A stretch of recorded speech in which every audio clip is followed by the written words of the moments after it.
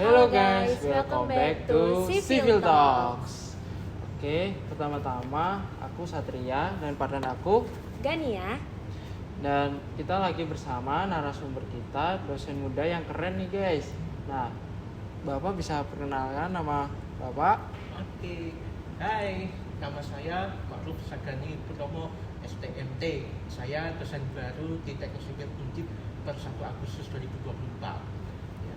Wah, keren banget itu kan perkenalan dari narasumber kita, dosen muda, dosen dari Teknik Sipil Undip. Mungkin untuk pertama-tama saya bakal nanya-nanya nih Pak. Mungkin Bapak bisa cerita perjalanan Bapak nih bisa sampai jadi dosen muda sekarang nih Pak. Gitu. Perjalanannya pasti jauh kan Pak ya? Wah, jauh sekali, panjang sekali panjang nih. sekali. Panjang sekali ya, perjalanannya. Oke, ya jadi kalau perjalanannya saya mulai saja ketika dari SMA. Lulus SMA, saya besar di Kota Pekalongan, Jawa Tengah. Meskipun saya memang asli Semarang.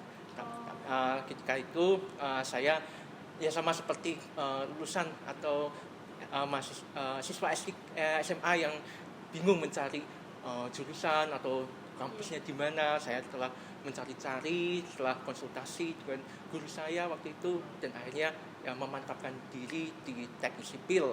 Dan waktu itu saya di Teknik Sipil ITS Surabaya. Nah, kemudian karena di Surabaya tentunya saya merantau jauh dari orang tua dari Semarang atau Pekalongan ke Surabaya. Tentunya merantau ke Surabaya itu sebenarnya menyenangkan, tapi ya pasti ada perbedaannya ya antara Surabaya dan Jawa Tengah, di mana ya pasti yang paling bisa dirasakan adalah bahasanya. Di mana ya tentu pasti ada perbedaan bahasa, tapi akhirnya dengan berjalannya waktu akhirnya sudah terbiasa, akhirnya bisa menyesuaikan lah dengan kondisi di sana. Saya di Teknik Sipil ITS kira-kira 4 tahun, masuk tahun 2017, lulus tahun 2021. Di sana saya memang ambil bidang transport dari awal.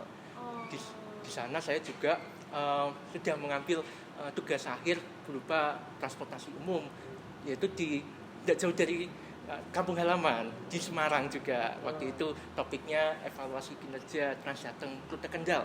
Transjateng. Betul. Ini udah terlihat sekali transport. Ya, ini trans ya. Transport sejati ya, Transport Pak? sejati.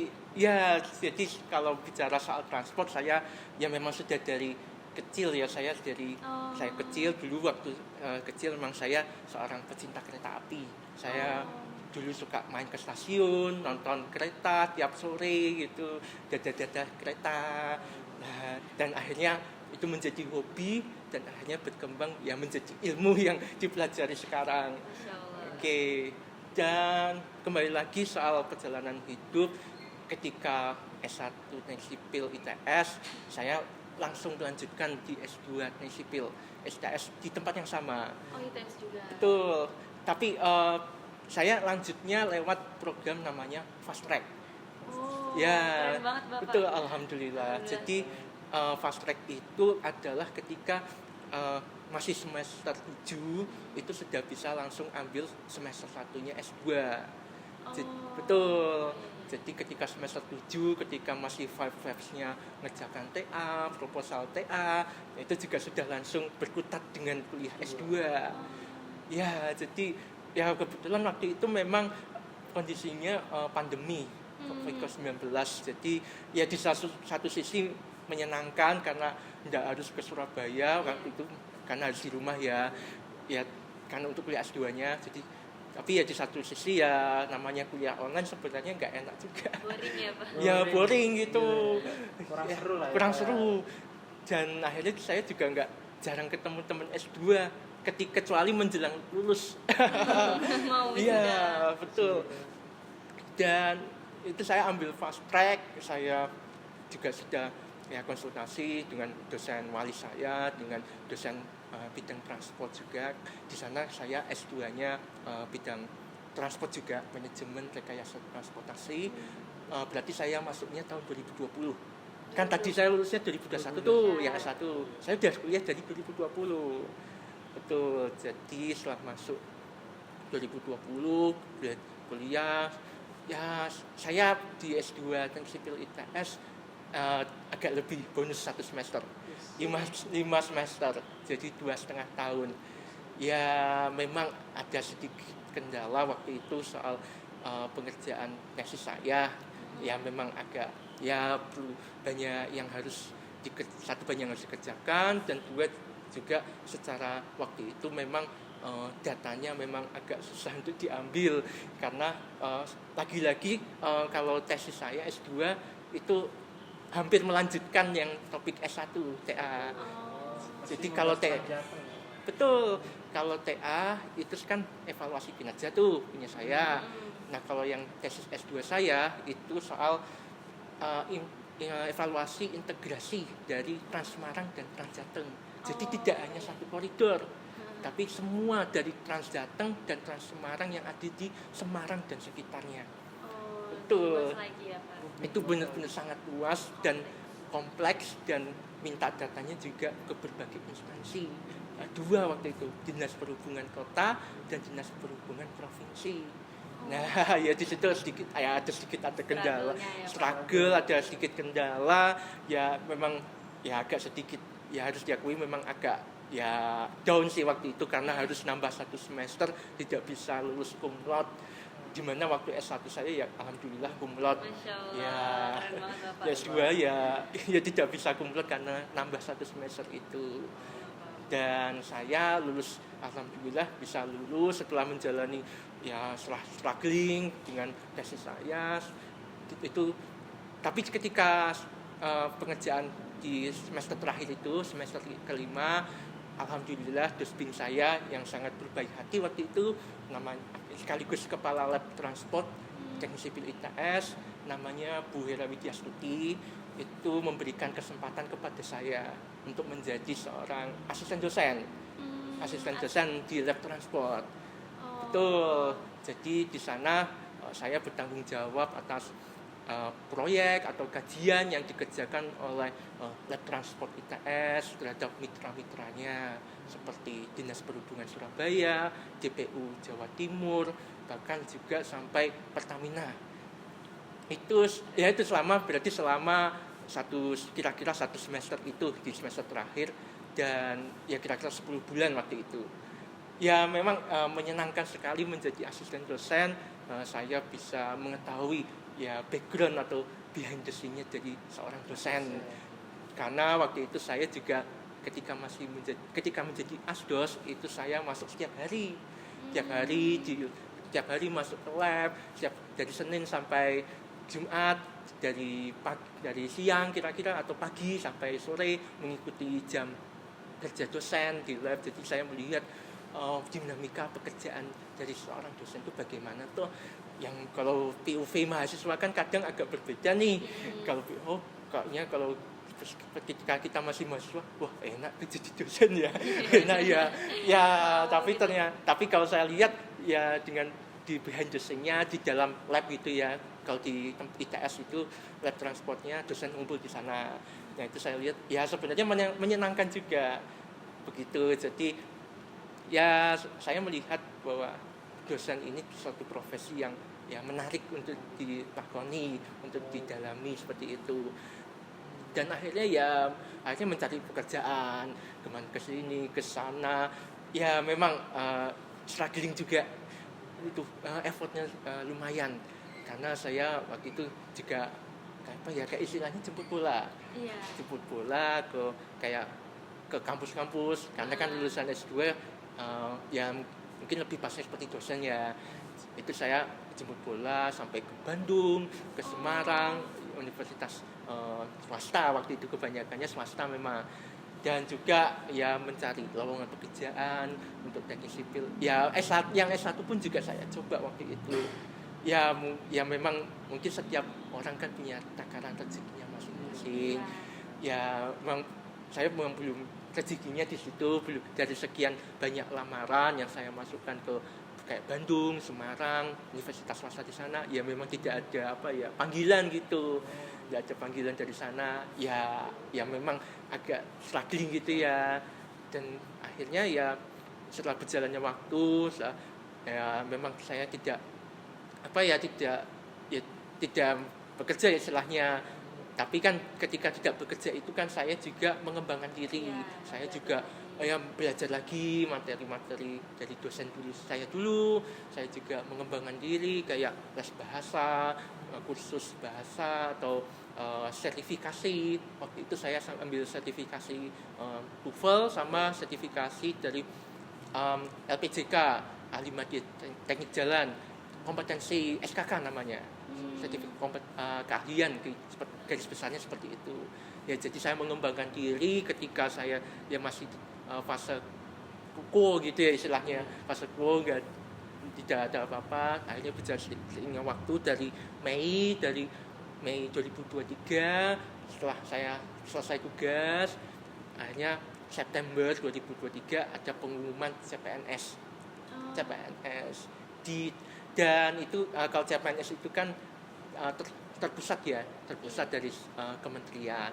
Dan itu saya melihat ada satu potensi yang sangat baik, yaitu ada lowongan formasi dosen S2 di Teknik Sipil Undip.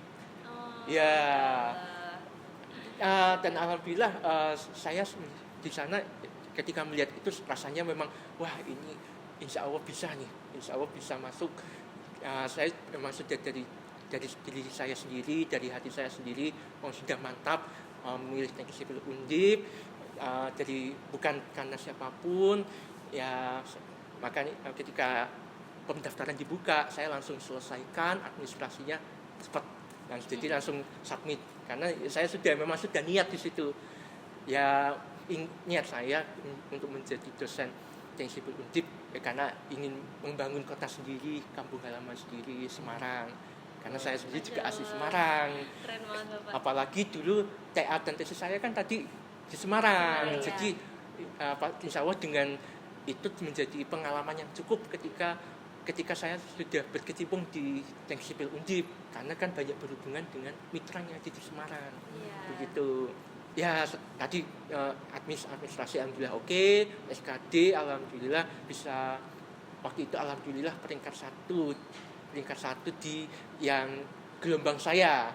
Keren banget. Alhamdulillah. Jadi kan kalau SKD kan ada beberapa kali sesi gitu ya.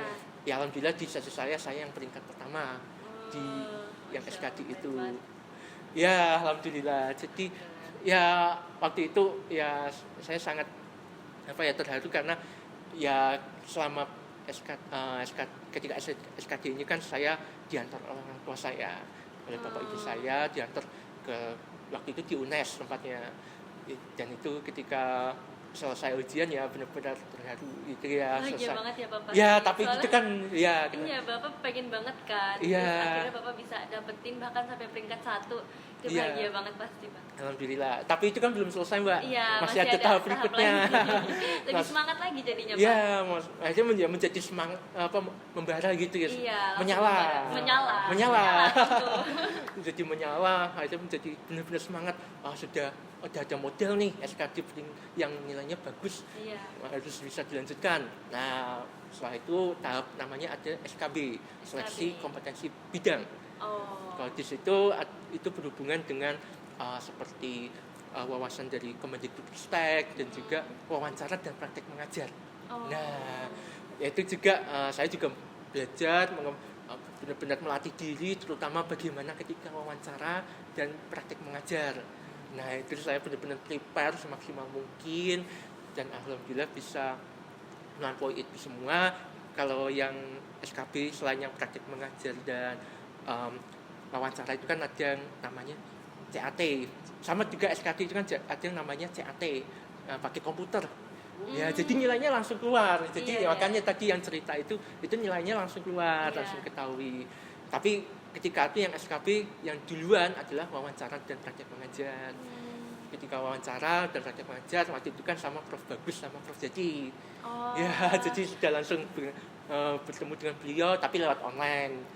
Sudah Ya waktu itu yang pertama wawancara, ya memang agak kurang maksimal sedikit nilainya dibandingkan dengan pesaing atau sekarang itu sudah kolega sudah bukan saingan lagi. Udah bapak yang menang sekarang ya. Ya udah nggak begitu ya, sudah kolega, sudah sama-sama. Betul, sudah sama-sama. Ya memang nilai saya yang wawancara agak kurang maksimal. Kemudian akhirnya saya push lagi di praktek mengajar karena itu ada sekitar 1-2 hari setelah itu hanya saya benar-benar berlatih, dan akhirnya alhamdulillah ya untuk yang praktek mengajar skor saya juga lumayan tinggi dibandingkan dengan kolega saya sekarang ya lumayan tinggi. Dan yang babak paling terakhir ini kan yang CAT itu. Nah CAT itu saya waktu itu diantar oleh ibu saya waktu itu di MG Setos Gajah Mada. Oh iya. Ya, MG Setos Gajah Mada. Ya karena lokasi yang agak, ya kalau mau nginep agak jauh ya akhirnya saya sama ibu saya nginep di MG Setos. Nah, jadi malamnya hari sebelumnya saya sudah nginep di situ. Hari sebelumnya sudah nginep ya sudah berdoa ya. Akhirnya setelah itu juga akhirnya hari pagi waktu itu karena jadwal pagi akhirnya saya ikut tes SKP CAT dan alhamdulillah juga masih termasuk 5 besar yang di sesi saya tersebut. Keren banget. Alhamdulillah. Emang giat banget ya Pak. Alhamdulillah. Alhamdulillah. Ya dan akhirnya ya setelah nilai diproses semuanya dan alhamdulillah saya diterima menjadi CPNS dosen teknik sipil Undip dengan peringkat pertama di umum. Farmasi umum. Keren banget. Ternyata selain Bapak menjadi dosen muda juga terkeren ya Pak. Alhamdulillah, keren banget. Betul. Mungkin mahasiswa di sini belum banyak tahu kan Pak. Mungkin nih nanti bakal banyak tahu nih tentang Bapak, latar belakang Bapak bisa jadi dosen di sini gitu. Betul. Pasti banyak suka duka juga kan Pak, usaha juga dalam menjalani hidup sampai jadi dosen sekarang. Kenapa Bapak ingin jadi dosen banget dari mulai berkuliah itu ya Pak ya? Iya, kira dari sejak berkuliah. Kalau saya dulu ditanya waktu kecil cita-citanya apa, saya ingin jadi direktur utama PT KAI. Itu kalau waktu kecil. Iya, waktu kecil jadi PT KAI, di keluarga juga ingin jadi apa, jadi PT KAI gitu. Tapi kan seiring berjalannya waktu ya ada dinamika. Motivasinya tuh muncul setelah Bapak menjadi asisten dosen tadi ya Pak. Jadi kayak wah ternyata seru banget jadi dosen gitu ya Pak. Iya, jadi saya tertarik menjadi dosen itu karena 2 hal. Saya suka belajar, saya suka mengajar. Ya, saya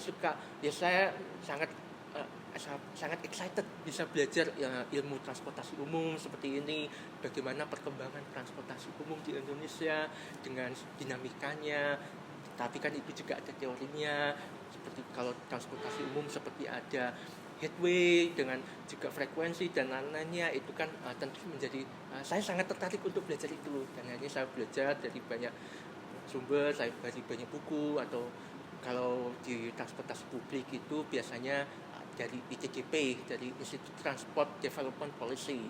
Itu cukup komprehensif soal transportasi publik. Nah, itu saya sering baca di situ, saya suka belajar dan juga saya suka mengajar. Waktu itu ketika saya mahasiswa juga, saya juga sering ditanya atau sasaran gitu ya oleh teman-teman saya sering ditanya sama saya tentang materi perkuliahan dan spesifiknya lagi transportasi. Begitu. Jadi emang udah dikenal teman-teman ini jagonya transportasi nih gitu ya Pak. Jadi suka belajar bareng, ngajarin juga. Alhamdulillah, dan masih ditanya sampai sekarang. Masih banyak ya sekarang Pak yang jadi tanya. Teman-teman yang sudah di lapangan, sudah jadi perusahaan kayak BUMN Karya dan lainnya, ya ini kadang kalau tanya jalan masih tanya ke saya, ya gitu. Diskusi lewat chat gitu ya. Gitu. Memang mengajar teman, mengajar orang tuh bikin ini ya Pak, lebih lengket lagi jadinya, kitanya lebih ngerti lagi. Karena kita jadi mempelajari lagi, terus harus inget-inget lagi untuk ngajarin ke orang-orang. Betul. Jadi kalau mau mengajarkan atau memberikan ilmu itu justru tidak berkurang, Iya. justru malah bertambah. Jadi bertambah. Betul, Betul. jadi akan semakin lengket Lengket lah. di otak, Di semakin otak ya. ingat, Ingat terus. karena sudah terlatih untuk mengerjakan atau Iya. menyelesaikan masalah tertentu. Iya, betul. Seperti itu. Oh. Nah, tapi Pak, kan di teknik sipil ini nggak cuma belajar tentang transportasi nih Pak, Ya. ada belajar struktur juga dan Ada tanah air Iya. juga. Nah, Ya. Bapak juga menguasai beberapa hal dari itu kah Pak gitu? Dan menguasai ketika S1 terutama ya, karena Iya. kalau itu kan menjadi kompetensi dasar bagi lulusan S1, Iya. karena harus bisa menguasai semuanya dari 5 elemen ini. Ya, tentunya ya bisa seperti itu. Tapi Pak, saya boleh tanya nggak, gimana tanggapan Bapak terhadap orang-orang yang punya mindset gimana ya? Misalkan saya inginnya air, kayak aku kan maunya air, udah aku nggak mau belajar yang lain, kayak aku nggak mau belajar struktur, aku nggak mau belajar transport. Nah, menurut Bapak itu tuh kayak aman-aman aja atau bagaimana kalau menurut tanggapan Bapak? Oke. Sebagai dosen kan? Iya, sebagai mungkin dosen. bisa sebagai dosen atau sebagai orang-orang yang tidak ingin jadi dosen gitu. Plus Oke. minusnya gimana Pak? Oke. Kalau saya melihatnya sebenarnya kalau POV sebagai atau terhadap mahasiswa itu kan kurang baik ya. Iya. Karena memang mahasiswa S1 itu kan harus bisa memahami Menguasai. dari 5 elemen tadi. Iya. Meskipun saya transportasi, tapi kan saya tetap belajar struktur, geoteknik, hidro, MK, Iya. seperti itu. Jadi sebenarnya juga tidak ada ruginya kok dengan belajar bidang lain, kan Iya. justru menjadi pengetahuan bagi kita, Menambah ilmu. menjadi menambah ilmu, nggak ada ruginya lah untuk mempelajari bidang yang lain, apalagi kalau sampai males-malesan seperti itu kan kurang baik ya, seperti itu. Baik. Berarti Bapak ini bakal meneliti karir di dosen ya, di sipil Undip ini. Ya, insya Allah sampai pensiun. Masya Sampai- Allah. Masya Ya, Allah. karena tetap. Ini Bapak sekarang stay di Semarang aja Pak. Bakal stay Semarang untuk jadi dosen. Mungkin ada di luar sana ada usaha-usaha lain Pak selain jadi dosen.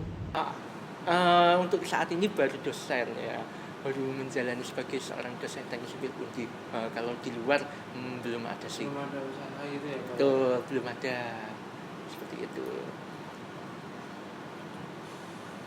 Keren banget sih cerita-cerita dari Bapak. Keren banget. Mungkin, perjalanan Bapak kan dari nol ya Pak ya, dari mahasiswa yang dulu sering lihat kereta, mungkin sekarang masih sering nggak Pak?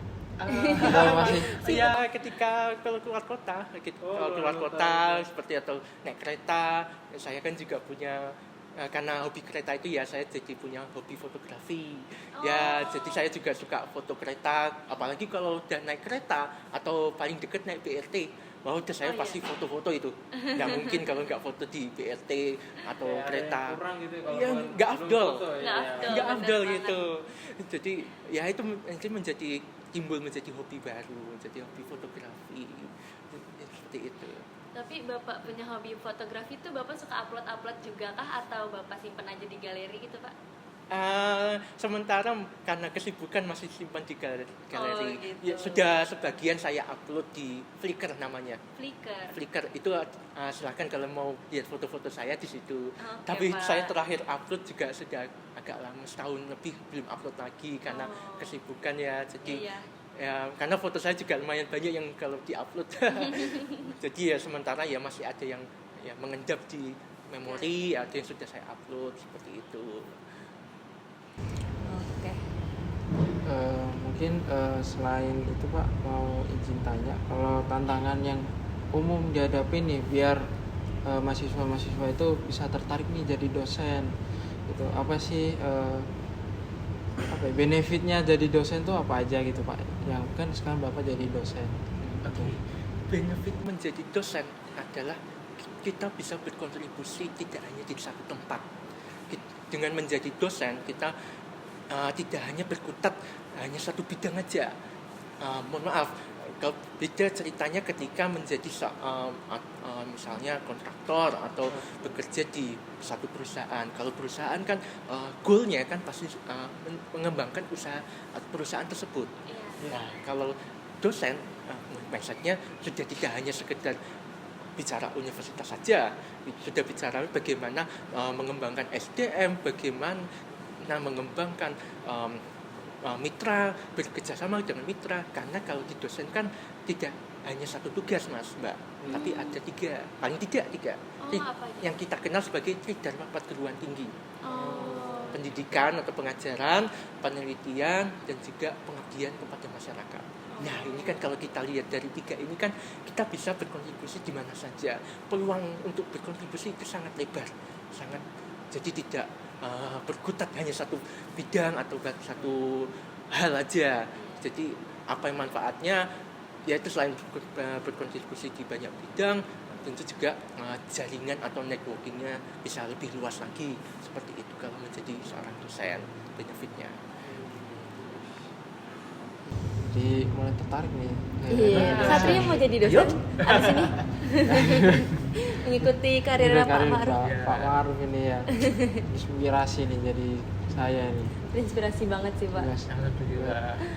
Semoga terinspirasi juga buat teman-teman dari mahasiswa sipil juga biar bisa ambil cerita dari Pak Ma'ruf ya. Gitu. Iya.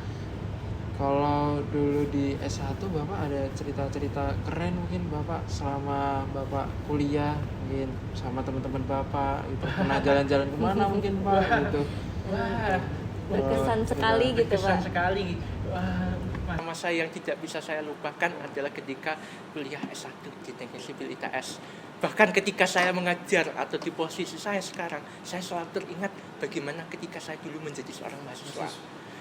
Makanya saya tentunya ketika mengajar atau ketika di kelas atau bersama mahasiswa, saya selalu teringat ketika saya selalu menjadi seorang mahasiswa S1.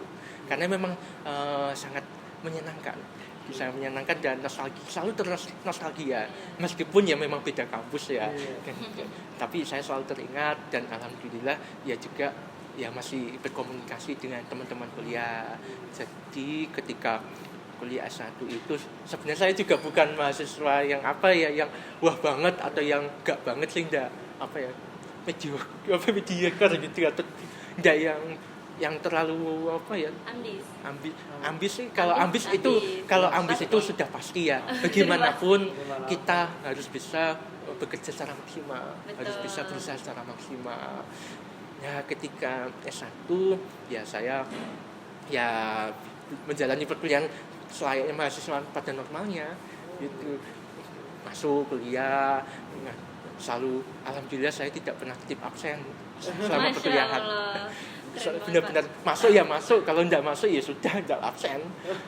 Dan alhamdulillah saya selalu masuk kecuali kalau emang ada halangan lain ya pada normalnya ya. Dan alhamdulillah kalau di teman-teman di Teknik Sipil ITS atau angkatan saya, angkatan S60 itu ya lumayan solid, dengan benar saling membantu satu sama lain. Bahkan sampai sekarang pun juga ketika sudah lulus pun juga tetap masih berkomunikasi. Bahkan ya saya di Teknik Sipil ITS di S1 itu saya punya teman dekat, bahkan sampai S2 sama-sama Faspek juga, bahkan sekarang juga sama-sama menjadi dosen di ITS tapi di Manyar, di Diploma Teknik Sipil Manyar, yaitu menjadi punya teman dekat. Bahkan ketika saya tiap ke Surabaya ya kadang kalau memang ada waktu saya pasti ketemu dengan teman dekat saya, karena ya memang sespesial itu. Dan ketika S1 yang paling saya ingat adalah ketika menjadi pengurus HMS. Ya, pengurus HMS. Organisator ya Pak. Ya, tapi itu bukan yang ambis-ambis banget itu ya, Mas. Di HMS aja Pak atau BEM juga? Waktu itu saya hanya paling tidak kalau Ormawa, organisasi mahasiswa itu 2, UKM fotografi sama HMS. Tapi kalau yang kalau di sana namanya UKAFO ya, itu saya nggak terlalu aktif memang. Paling mentok hanya sebagai staff, sebagai anggota, dan akhirnya ya sudah tidak lanjut. Saya lebih aktifnya di HMS-nya. Saya di HMS itu menjadi staff dan pengurus dari Departemen Media dan Informasi atau namanya Menfo. media data dan informasi. Edit itu ya Pak? Ya, udah urusannya dengan medsos, website, mading. Dah berkutat dengan informasi yang setiap hari pasti ada. Dan informasi dari internal HMS diproses ke Medfo dan untuk diposting. Dan kebetulan waktu itu saya memegang sebagai admin medsos HMS. Betul, admin medsos HMS. Saya ketika staff saya benar menjadi seorang admin, megang Line, Instagram, X atau Twitter dulu namanya, juga Facebook. Juga waktu itu saya benar-benar menghandle bagaimana postingan dari departemen lain, sepertinya kayak PSDM dan lain-lainnya yang ingin posting ke medsos, itu diproses. Waktu itu ya memang cukup menarik karena menjadi admin medsos itu ya lumayan pekerjaannya ya.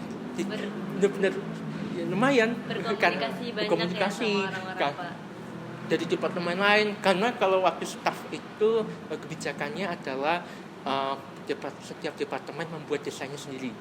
Nah itu ketika menjadi admin ya, saya akhirnya yang menjadi asistensi itu ya, asistensi ketika ada postingan atau desain dari departemen lain.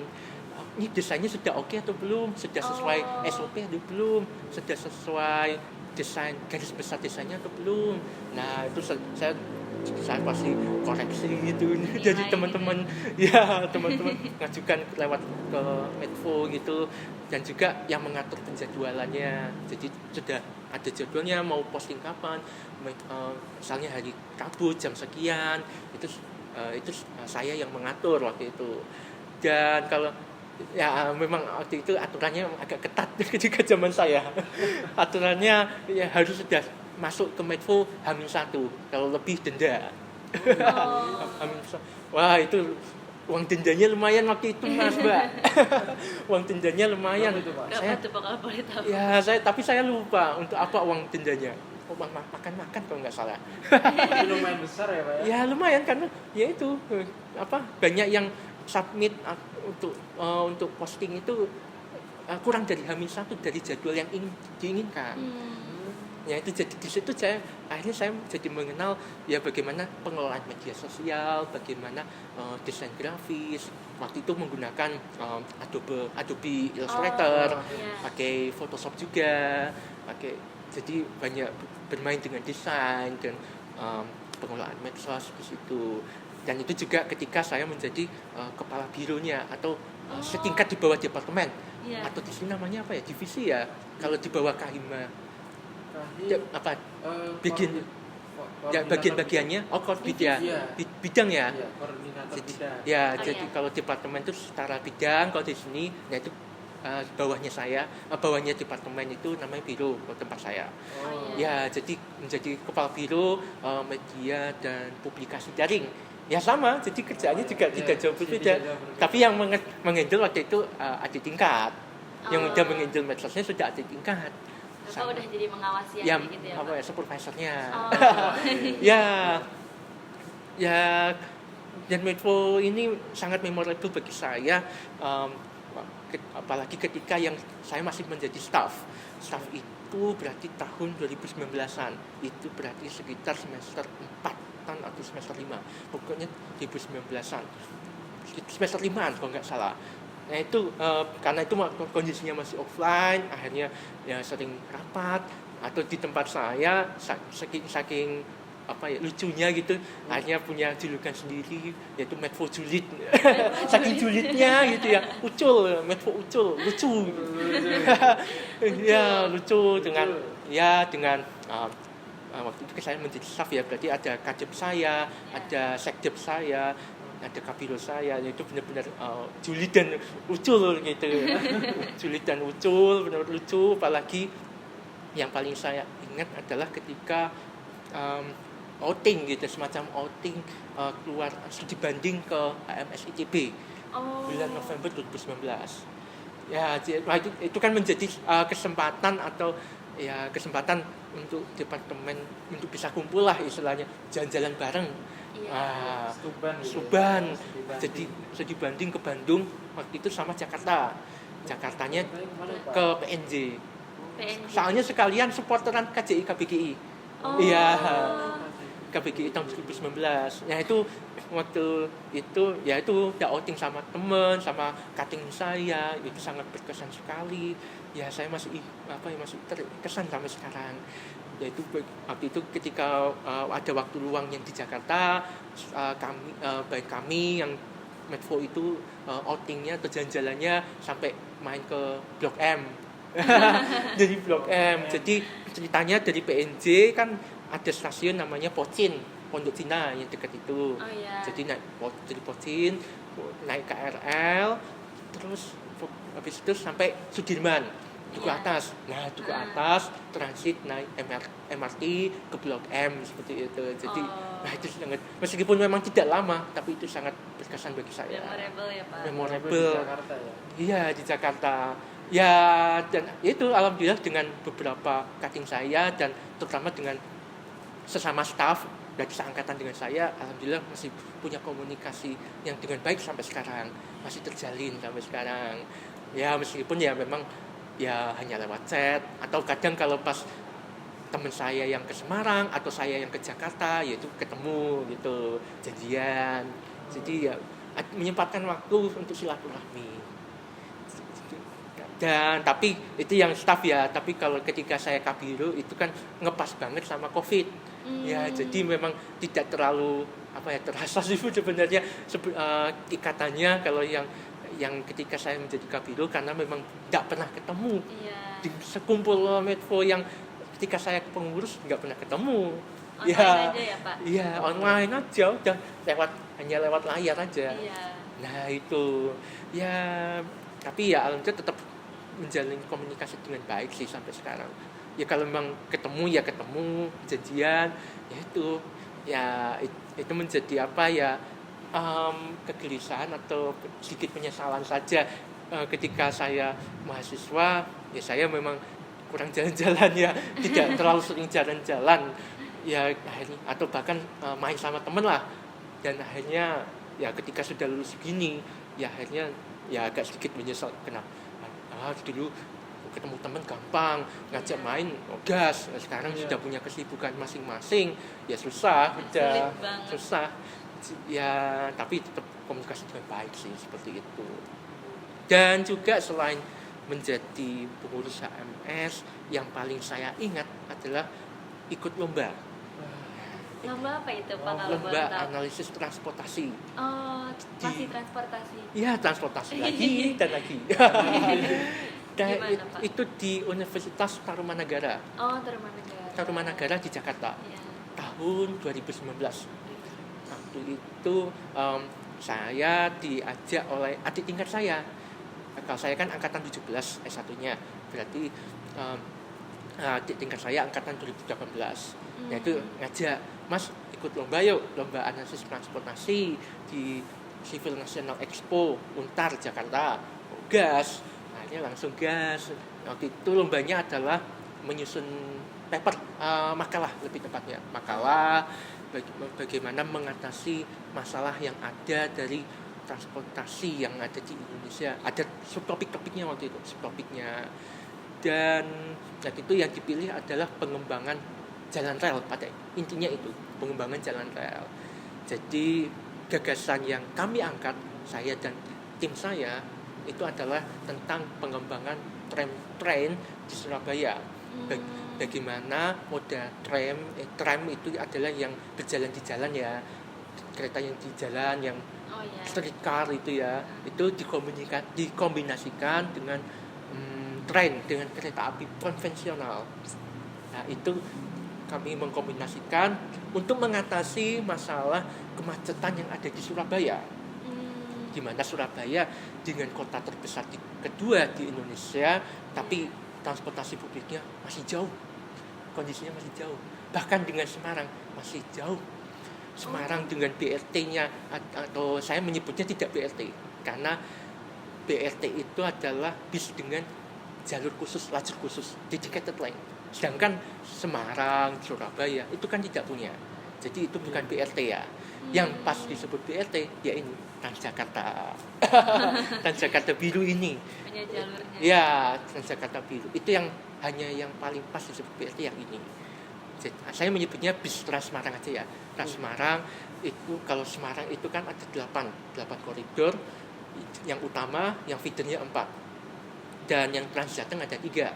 Sedangkan Surabaya waktu saya kuliah itu hanya ada namanya Surabaya Bus. Surabaya Bus itu waktu itu hanya 2 koridor. Beda jauh. Jauh banget. Padahal kota terbesar kedua di Indonesia. Hanya 2 koridornya yang untuk setaranya. Nah itu dan juga bandingkan dengan Jakarta yang sudah punya MRT waktu itu, bahkan Palembang yang juga ada LRT yang baru-barunya waktu itu. Masuk Surabaya kalah. Nah, Surabaya, dan akhirnya kami mengajukan gagasan itu, akhirnya menyusun makalah, mengasistensikan dengan dosen bimbing saya, dengan akhirnya alhamdulillah masuk finalis 5 besar waktu itu. Keren banget. Ya, 5 besar, dan akhirnya yang harus dilakukan adalah menyusun PPT dan memaparkannya di depan dewan juri. Nah, itu juga termasuk pengalaman yang tidak bisa saya lupakan. Gimana ketika menyusun PPT, saya diskusi banyak dengan tim banyak diskusinya, dan akhirnya ketika sudah di Jakarta, sudah hari H, itu benar-benar sangat tidak bisa sangat tidak bisa diungkapkan ketika bisa masuk finalis lomba 5 besar, harus presentasi depan dewan juri yang sangat top, sangat luar biasa. Dewan jurinya waktu itu adalah Pak Hermanto Dwiatmoko, mantan Direktur Jenderal Perkereta-apian DJKA. Sama yang satu lagi yang saya ingat adalah Prof. Laksmano, Prof. Leksi, itu profesor transportasi juga. Wah, itu udah ngadepi orang-orang pejabat, profesor, wah itu benar-benar ya luar biasa. Ya, deg-degan luar biasa. Dan jika memaparkan presentasi waktu itu, setelah selesai, yang paling saya ingat adalah komentar dari Pak Hermanto Dwiatmoko. Pertama kali yang beliau ucapkan setelah presentasi saya, paparan yang kami sampaikan adalah animasi lagi, karena memang muatannya banyak animasinya. Waduh. Nah itu kali ini sudah langsung langsung deg-degan dan diberi komentar seperti itu. Tapi ya alhamdulillah kami berusaha menjawab dengan baik, sudah memprepare presentasi, mengantisipasi pertanyaan. Jadi ketika yang saya ingat dari cutting saya, tipsnya adalah menyiapkan slide tambahan di belakang, tidak untuk dipresentasikan tapi untuk ditampilkan ketika ditanya. Kalau ditanya, nah ini langsung keluarkan slide-nya. Jadi sudah alhamdulillah beberapa pertanyaan ada yang di slide itu, jadi sudah siap.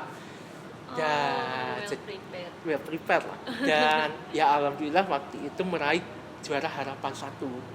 Harapan 1 lomba analisis transportasi CNE 2019. Dan ya itu, jadi itu menjadi pengalaman yang juga berkesan karena itu menjadi bekal juga untuk saya sekarang menjadi seorang dosen, bagaimana menganalisis transportasi, bagaimana pengalaman ikut lomba seperti itu. Keren banget sih Pak, keren lo ikut lomba, terus jadi S1 juga keren banget Bapak, bisa S2-nya pakai fast track juga gitu. Banyak keren lah Pak, gitu, perjalanan hidupnya Bapak gitu, banyak lika-likunya juga. Aku mau izin tanya nih Pak gitu, skill komunikasi itu menurut Bapak nih seberapa penting skill komunikasi itu untuk menjadi dosen sih Pak? Penting, sangat penting. Dosen itu banyak bicaranya. Siapa sih banyak bicara? Tidak hanya di kelas, tapi ya seperti ini, dan juga ketika penelitian, berarti konferensi, ketika pengabdian masyarakat atau mengerjakan kajian, itu memaparkan dengan mitra, saya sebut seperti pemerintah, dinas perhubungan, itu banyak bicaranya, komunikasi. Ya, padahal saya orangnya introvert. Kalau menurut MBTI saya introvert. Tapi alhamdulillah saya bisa mengembangkan skill komunikasi saya. Saya belajar, berlatih, bahkan sampai sempat kursus privat untuk komunikasi, jadi untuk public speaking. Nah, itu saya banyak belajar di situ. Akhirnya saya mengasah, ya, dan memang komunikasi itu ya harus dilatih, memang kuncinya harus dilatih. Nggak bisa kalau memang dari dalam diri memang bisa ya bisa, tapi tentunya harus diasah, dilatih sedemikian rupa dan seringlah pada istilahnya. Jadi ya memang tidak ada yang instan sih memang, tapi kan itu bisa berkembang dengan seiring waktu. Kalau dibilang penting ya penting sekali. Boleh tahu Pak, les private untuk public speakingnya itu kapan Pak? Setelah Bapak menjadi dosen atau sebelumnya atau saat kapan Pak? Setelah saya lulus S2, setelah ketika fase kuo itu. Ya, tadi yang saya terlewat sedikit itu ya, selain sertifikasi yaitu saya juga belajar public speaking. Di ketika fase kuo itu. Ya. Jadi les itu emang termasuk persiapan Bapak untuk menjadi dosen ya Pak? Betul, mempersiapkan diri menjadi dosen untuk berkomunikasi tidak hanya dengan mahasiswa tapi juga dengan orang banyak pada umumnya. Banyak ya Pak ya. Lebih banyak yang orang bisa ngomong di depan orang banyak tuh lebih banyak Pak. Iya. Kita mungkin kan takut salah ngomong gimana gitu. Public speaking ini penting banget Pak ya. Iya. Bapak dari les itu tapi mungkin ada metode tersendiri gitu nggak Pak untuk mengajar, apalagi kan Bapak sebagai dosen muda yang dimana mahasiswanya tidak terpaut terlalu jauh gitu umurnya dari Bapak, itu Bapak punya metode sendiri untuk mengajar kah Pak? Metode sendiri untuk mengajar, saya kalau mengajar itu kembali lagi saya itu selalu teringat ketika saya mahasiswa. Jadi saya berusaha ya ketika POV dulu ketika saya mahasiswa itu bagaimana ketika diajar oleh dosen saya, ya pada intinya mengambil yang baik dari dosen saya dulu dan yang ya tidak mengambil yang tidak baik lah. Jadi tentunya kalau mengajar atau memberikan pelajaran materi kepada mahasiswa itu kan sebenarnya ada kursusnya lagi sebenarnya. Itu namanya pekerti, pelatihan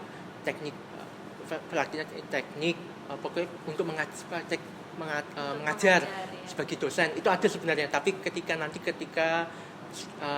kami yang baru ini sudah menjadi PNS itu nanti tentunya perlu namanya pekerti teknik instrumensional atau instruksional, ada intinya seperti itu. Nah itu perlu mendalami lagi. Kalau sejauh ini kan ya saya masih hanya ya based on my experience, masih pengalaman saya sendiri, masih ya ketika saya menjadi mahasiswa. Dan ya itu alhamdulillah dosen-dosen saya dulu di sana ya baik-baik. Saya tidak bermaksud membandingkan di sini ya, atau membandingkan antara ITS dan Undip, tapi ya apa yang telah dosen saya berikan, yang metode dosen saya yang baik ya saya usahakan terapkan untuk saya sendiri ketika di Undip, teknik sipil Undip seperti itu. Jadi dari pengalaman apa yang sudah Bapak dapat saja gitu ya Pak? Betul. Oke. Baik Pak, dari perjalanan Bapak dari awal merintis karir sampai dengan dosen nih gitu. Mungkin ada kesan-kesan buat teman-teman mahasiswa sipil nih Pak gitu di teknik sipil Undip, mungkin Bapak ada kesan-pesan buat teman-teman gitu yang Bapak mau berikan gitu. Oke. Motivasi juga boleh Pak gitu. Oke. Kesannya adalah saya merasa bisa sangat luar biasa untuk bisa mengajar, bisa mengajari, bisa berkomunikasi dengan teman-teman mahasiswa di teknik sipil Undip. Saya sangat excited, saya sangat tidak jauh berbeda ketika saya menjadi seorang mahasiswa. Benar-benar ketika menjadi seorang mahasiswa itu bagaimana berperilaku, bagaimana belajar. Ketika saya melihat teman-teman mahasiswa di Teknik Sipil Undip ini, saya merasa sangat excited, sangat mempunyai semangat yang luar biasa, mempunyai kemauan belajar yang sangat baik, mempunyai komunikasi yang baik juga antara mahasiswa dan dosen. Saya sangat excited dan sangat terharu istilahnya ketika dengan dari mahasiswa itu sangat sopan istilahnya, sangat sopan. Itu saya sangat terharu karena ini mahasiswa Teknik Sipil Undip ini sangat baik perilakunya, komunikasi dengan dosen. Pada intinya saya sangat senang untuk bisa bertemu dan bisa mengajari kalian sebagai mahasiswa Teknik Sipil Undip. Pesan saya adalah pokoknya berusaha semaksimal mungkin dan juga jangan lupa berdoa. Prinsip saya usaha banding doa sama dengan 1:1. Usaha dan doa sama-sama pentingnya dan sama-sama baiknya. Tentunya pokoknya ikuti perkuliahan di Teknik Sipil Undip ini dengan baik, ikuti alur-alur yang ada, jangan keluar dari jalur lah pada istilahnya. Ikuti alur yang ada. Insya Allah yang kami berikan sebagai seorang dosen itu tidak ada yang menyesatkan lah pasti. Pada intinya pasti kami berusaha untuk memberikan pelayanan yang terbaik untuk kalian sebagai mahasiswa S1 Teknik Sipil Undip. Dan juga motivasinya terus semangat dan juga jaga kesehatan, karena memang tugas sebagai teknik sipil dimanapun berada, tidak hanya di Undip, tidak hanya di ITS, ya memang banyak tugas, tapi itu nanti dengan banyaknya tugas itu kan akan terbiasa ketika sudah terjun di dunia lapangan, apalagi kontraktor itu sudah pasti banyak tugasnya. Jadi tetap semangat dan juga jaga kesehatan. Seperti itu. Baik, terima kasih Bapak. Ya. Pesan-pesan dan motivasi dari Bapak, semoga motivasi dan dari Bapak ini bisa tersalurkan ke teman-teman mahasiswa sipil, biar tambah semangat kuliahnya juga ya Pak ya. Mungkin dari kita berdua, kita terima kasih banyak Bapak udah ngeluangin waktunya buat kita podcast wawancara tentang perjalanan Bapak sharing seputar kuliah di sipil. Mungkin dari kita bakal pamit undur. Kita bisa say goodbye ke teman-teman semua. Gitu.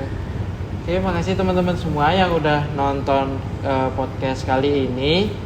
Mungkin aku, Satria, sama Gania dan Pak Ma'ruf izin untuk undur diri.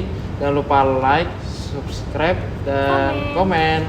See you di episode selanjutnya. Bye-bye.